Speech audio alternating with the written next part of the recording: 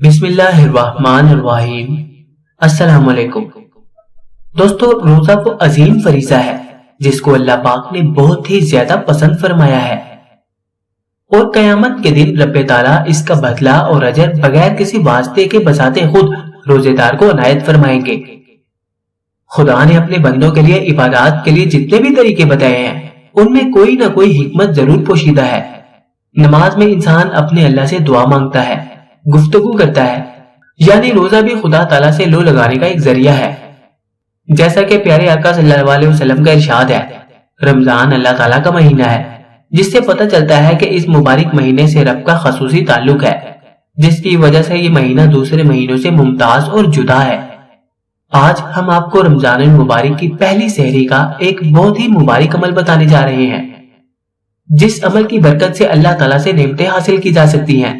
یہ دعا کون سی ہے اور اس عمل کا طریقہ کیا ہے، اس تفصیل میں جانے سے پہلے آپ سے چھوٹی سی گزارش ہے کہ ہماری ان باتوں کو بہت ہی زیادہ غور سے سنیے گا تاکہ ان باتوں پر بہت ہی زیادہ خوش دلی اور مکمل طور پر عمل کر سکے۔ وظیفے کے بارے میں بات کرنے سے پہلے آپ کو احادیث نبوی صلی اللہ علیہ وسلم کی روشنی میں سحری کی فضیلت بتاتے ہیں۔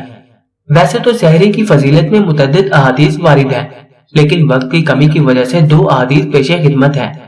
رسول اللہ صلی اللہ علیہ وسلم کا فرمان ہے، سحری کرو کیونکہ سحری میں برکت ہوتی ہے، اور ایک حدیث میں ہے، بے شک اللہ سحری کرنے والوں پر رحمت فرماتا ہے اور اس کے فرشتے ان کے لیے رحمت کی دعا کرتے ہیں۔ آئیے اب آپ کو آج کے عمل کے بارے میں بتاتے ہیں۔ اس عمل کا طریقہ ملاحظہ فرمائیے۔ یہ عمل رمضان کی پہلی رات میں کر لینا ہے، جیسا کہ پہلے بھی بتلایا گیا، یعنی جیسے ہی چاند نظر آئے وہ رات پہلی رات ہے۔ اس رات میں آپ نے سحری کے وقت اس عمل کو بتلائے گئے طریقے پر کرنا ہے۔ یہ ایک ایسا مجرب عمل ہے، اس کی برکت سے آپ کو ایسی نعمتیں حاصل ہوں گی جن کا ذکر زبان سے کرنا مشکل ہے۔ یہ عمل ایک بہت ہی پیاری سی دعا کا عمل ہے۔ اس دعا کو اگر آپ اس رات میں پڑھ لیں تو آپ اللہ تعالیٰ کی نعمتیں سمیٹ نہیں سکیں گے۔ اب آپ کو اس عمل کا طریقہ بتاتے ہیں۔